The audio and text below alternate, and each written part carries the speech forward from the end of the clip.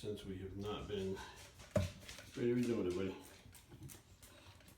Stop sniffing my leg, you weirdo. 217.2. Right, buddy? Dad! Ma! How much weight did I lose in a week? Crazy? He's crazy. Alright guys, today is November 7th, I believe, which the day before election day. Not that that makes any fucking difference for us. For me anyways, I don't give a fuck. Aaron already voted. I'm not voting because it's fucking stupid this time. So as you guys saw on the scale, I am down about 5 pounds roughly since last week. So I did the Train to Grow, the final episode last week. And I actually filmed 2 episodes, one in the morning, one at night, because people didn't understand that like the nighttime weight is what I was when I was younger, because I didn't have a scale. So I would actually weigh in the gym after I was done training, in the middle of the gym, and like the scale in the gym where you slide the thing on the scale. And I was 230 pounds. So I actually weighed in the second time last week at 230 pounds. I was actually heavier than I thought I would be. I didn't think I'd actually be a little bit over 230 without any clothes on. I was stripped down with just my underwear. And then it was time to take a step back and go, okay, I hit, as big as I wanted to be. I don't really want to be any bigger. What do I do now? So now we're into train to maintain. Now, when I say maintain, I don't mean maintain my size. I mean maintain a certain look that I personally like. I like to be leaner. And I felt like I was getting a little bit puffy, at the heavier body weight. So what I did was I made a couple adjustments, and we'll talk about the adjustments in a second.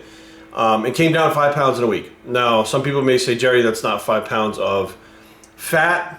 That could very well be true. It's probably just water and glycogen. I actually feel a little, I don't want to say depleted, but flatter than I was last week, which is fine. I don't like carrying the extra weight around. And, I feel like I still maintain my shape, which Train to Maintain, that's what it's going to be. Now, when some of the training and stuff I do, you'll see some different ways of training than I, do in the past. Now, I wholeheartedly believe to build muscle the first time as fast as humanly possible, training to failure is how to do it. That's just, I can't explain to you guys over and over again how I've seen this throughout the years. And it's been proven time and time again. I'm not saying you can't build muscle doing other things, but to build muscle the fastest rate possible, training to failure. I still, hands down, stand by that statement. Now, to maintain and actually enjoy my training, which, I don't feel like I actually enjoy the training sometimes when I'm training to failure, to be honest with you. I feel like it's a balls to the wall effort all the time. Injuries occur, I feel, more common and easier with the training to failure. And the pump is not as good. Now training to maintain, I will use stuff like higher rep sets, drop sets, stuff like that, people will, Jerry, you said not to do drop sets. No, I said that they don't make you gain muscle faster. Now to regain muscle is something completely different. Which I did this time was regaining muscle. It wasn't gaining muscle for the first time. Gaining muscle for the first time is actually very difficult for me, for anyone else, for most people. However, regaining muscle for me and most people, easier gaining it the second time around with the muscle memory. And pretty much I feel like the more you can get a pump as well as train for strength and train to failure somewhat, you're gonna get the fastest results regaining muscle in a combination of those things. So we're gonna do a physique update real quick. So I'm sitting at about 216, we'll say 216, it's a little over 216, but Brady's out here sunbathing, laying in the sun. A little bit over 216, like I said, I feel different already. You can actually see it now. We'll talk about my diet and stuff in a minute. So let's do the physique update and then we'll get on the diet and stuff. And as you guys can see, I haven't been shaving for the last week either, so my beard is back. The bitch is back. All right, so let's see if we can get some pretty good lighting here today. All right.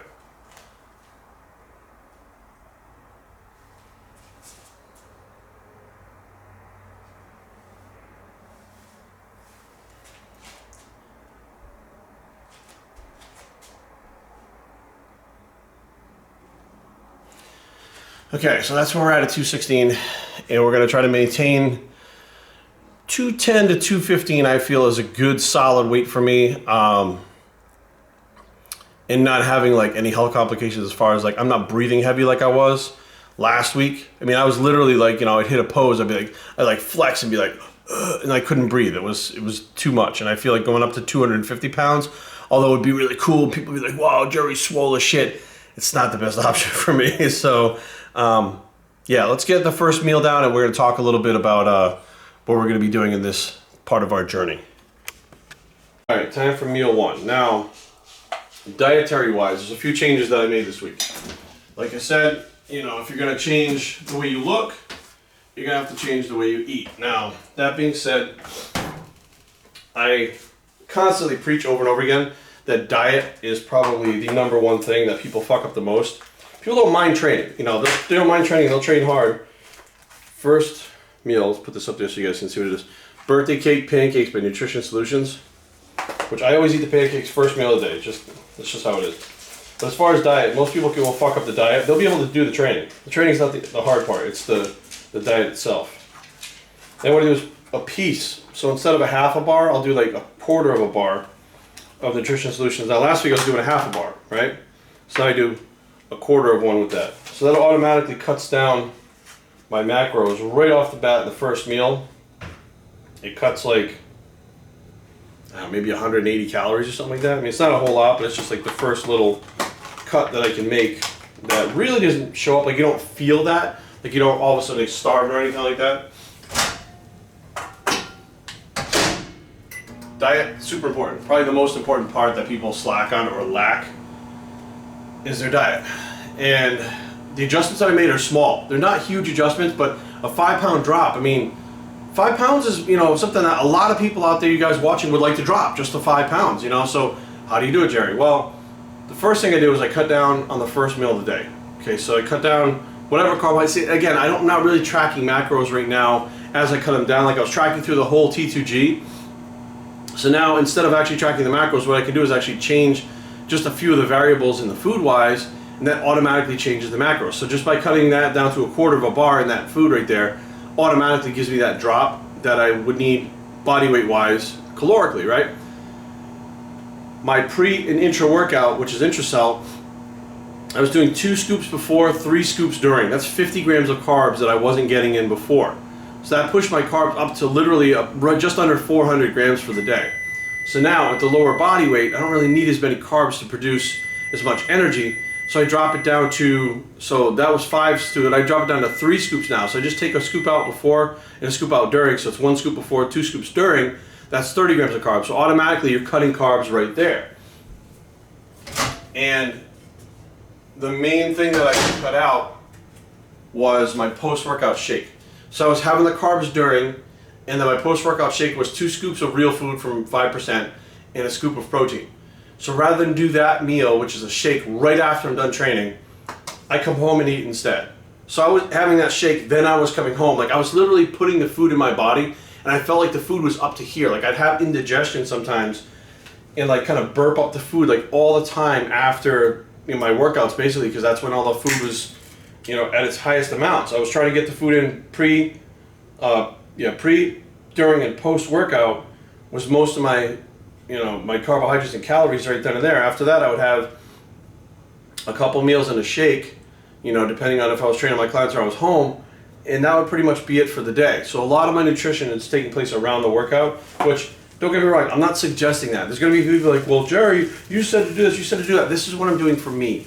Okay, this may not be what you need to do for you. This is what I'm doing. Okay, that's another thing. A lot of these YouTubers and, you know, coaches and stuff, they show you what they're doing and you start doing what they're doing. Just because they're doing something does not mean that you should or could do it to get results. You know, I see this time and time again. They're like, well, so-and-so does this on YouTube. Well, have you tried that? Yeah. Did it work? No. Well, you know why? Because it works for that person. They found something that works for them. Doesn't mean it's going to work for you. Now, Jay Cutler used to train twice a day and had very, very high volume. I mean, we're talking about 25 to 30 sets in the morning, 25 to 30 sets at night. That worked great for Jay. I fucking tried it and almost killed myself with it. You know, most people are not going to be able to handle that volume. Jay was able to handle that volume due to, you know, he was sleeping fucking 10 to 12 hours a night. He was literally eating every 2 hours. He was taking a nap during the fucking day. And on top of that, you know, he obviously was on gear, but he was literally, you know, feeding himself nonstop, and his genetics coupled with that, you know, worked for him. Most people it doesn't work for. So just those few adjustments have dropped me down that 5 pounds so far, which, you know, it's still, I'm still eating more food than I used to, and that I am used to eating normally, which is going to maintain right now about, you know, that 215 mark. But you know, I'll stay here for this week and see how I feel. You know, I'll make a few adjustments as I go. If I feel like I'm getting too light, I'm not liking the look, I'll adjust the carbohydrates again. I'll adjust the proteins again. If I feel like, okay, I could progress a little more and I don't want to be this big, I'd rather go down to 210, I'll adjust the carbohydrates and protein again. You know, there's a lot of things where people are like, Jerry, can you help me set my macros? Well, yeah, but that doesn't mean that they're set. They're set for that week. You know, even if I set them for you for free for that week, guess what? Next week they're going to be different. They change based, or even during the week. If by Wednesday I'm not seeing the results I want, I'll change my fucking macros, or, you know, not really workouts, but I'll change my macros by Wednesday to get the results that I need by Saturday. You know what I mean? So it's hard to explain to people. They want to know a cut and dry, be-all, end-all blueprint on how to do stuff, and there is no way to do that. You know, don't get me wrong, there are coaches out there that do that, but all of a sudden 2 or 3 weeks into it, the body stops responding, and they're like, well, what do I do now, Jerry? Well, I don't fucking know. I don't know. Your coach doesn't know. Nobody knows. We know what to do right now. By the time Saturday comes, we will only know what to do when we figure out what happened to your body throughout the week. That's when we make the plan, or I make the plan for the next week. Most people don't understand that. They want 12 weeks worth of programming out front, and you're like, how the fuck do I know what your body's gonna do? You know, and hopefully, you know, by doing these videos, the vlogging, the Time to Grow series, the Time to Train to Maintain series, you guys will realize that you can change your body very quickly, but there is no, you know, pre-planned, preset program, diet, etc., etc. The stuff is not planned. Like, I adjust it as I go, and my body constantly changes, and your body constantly changes. So as it changes, you need to make the adjustments as it changes to get it to keep changing. But the bottom line is, like, it's a living, breathing entity. Like, this stuff is not just like, you know, oh, here's one size fits all thing. That's not the way it is. You start at one point, and everybody has to start somewhere, but that thing will adjust and change and, you know, just develop over time to something probably totally different than what you thought it would be in the first place, you know? Nobody knows whether they're going to have to go keto until they have to go keto. You know, nobody knows if they have to carb cycle until they have to carb cycle. They don't know if they have to do 2 hours of cardio until they have to do 2 hours of cardio. You know, so be aware, guys. It's going to change. It's going to develop. It's going to evolve. And we're going to eat. So let's get this show on the road. Train and maintain. By the way, this is actually a kind of a setup. You guys don't know this because I haven't talked about it. Aaron and I leave for our honeymoon December 9th. We're going to the Bahamas for a week. Both of us want to look good while we're in the Bahamas. So we had about 4 weeks to get into what I consider vacation shape when you're going someplace that is, you know, a fucking tropical paradise where you're going to have your shirt off a lot.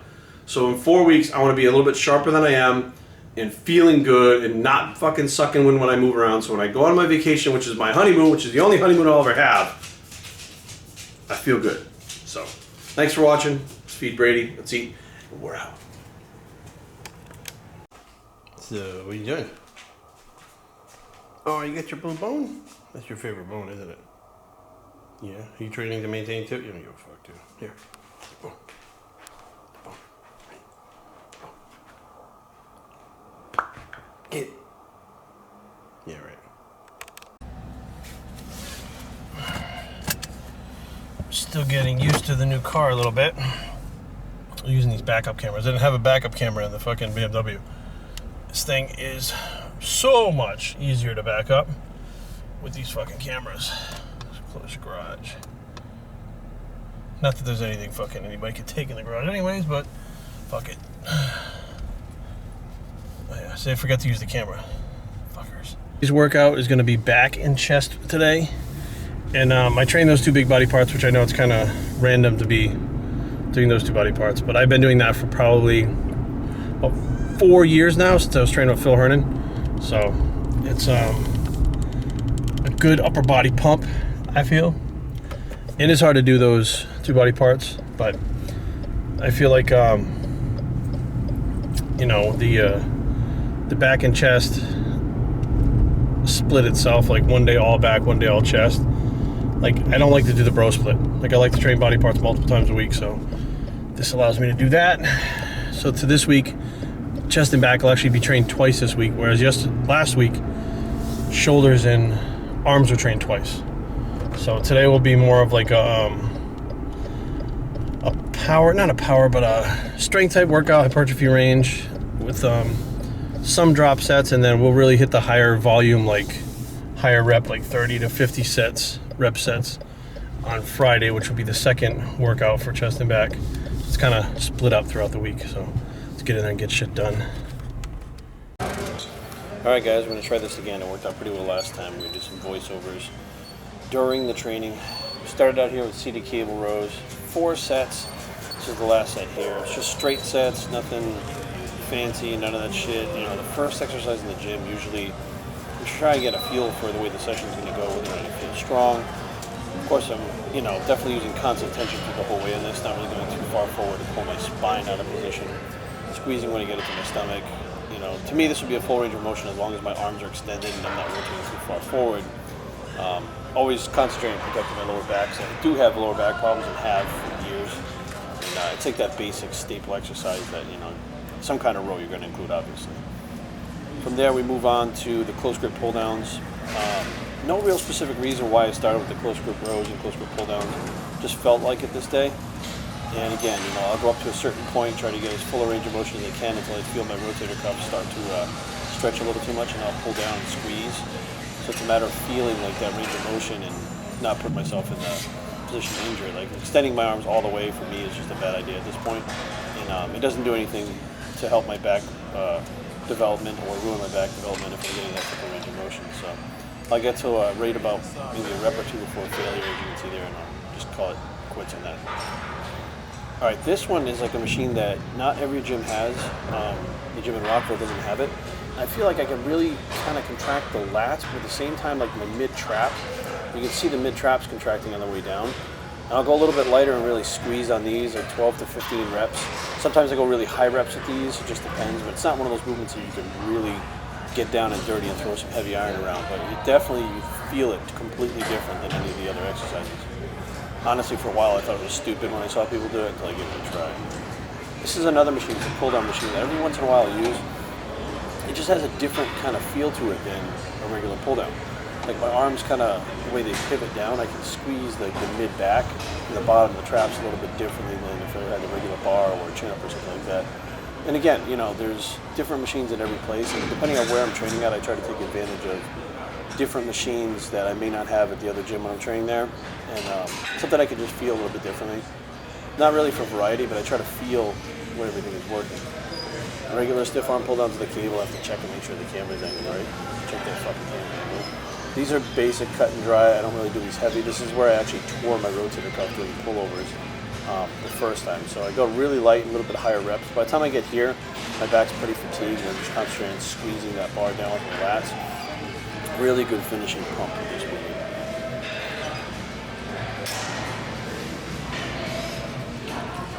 And then we move on to chest. Now, this is the final set of my chest workout. So each one of those exercises you just saw, I'll do for 4 sets each. Now, this is the 4th and final set. So my chest today gets less sets than my back. On Friday, my back will get less sets than my chest.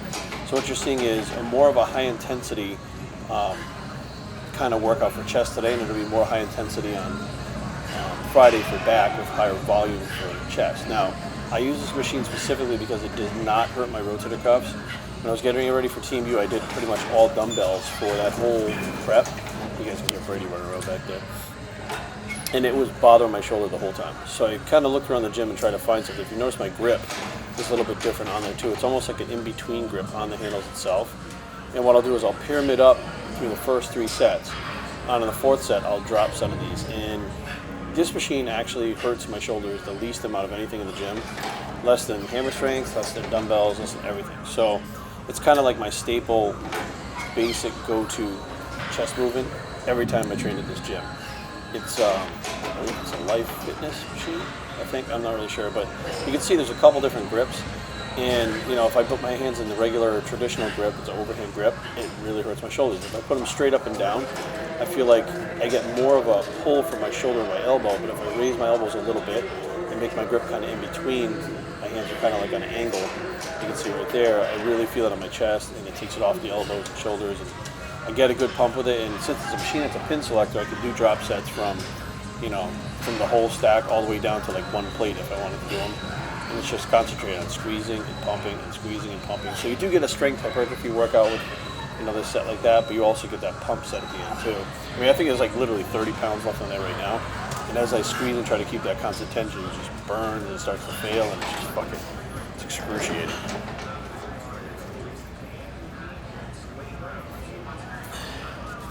Which leads us to the final exercise for the workout today, which is dips on this dip machine. Now, this dip machine, if you look at the mannequin on the thing, it shows that it's highlighted the triceps. If you notice, I don't sit with my back against it, I lean forward. So any kind of dip, if you actually lean forward, you're going to activate the pecs more and take the triceps out of it a little bit. And this actually, if you look, you can see the front delt activating, which, you know, having the torn rotator cuff not being on the bench, it's hard for me to activate that area. Front leg raises don't do it. They fuck with the tendon in my bicep. So basically stuff like dips and the presses you just saw are pretty much all I can do with the front delts at this point. So this is going to wrap it up, guys. I hope you enjoyed this. Thanks for watching. We're out of here.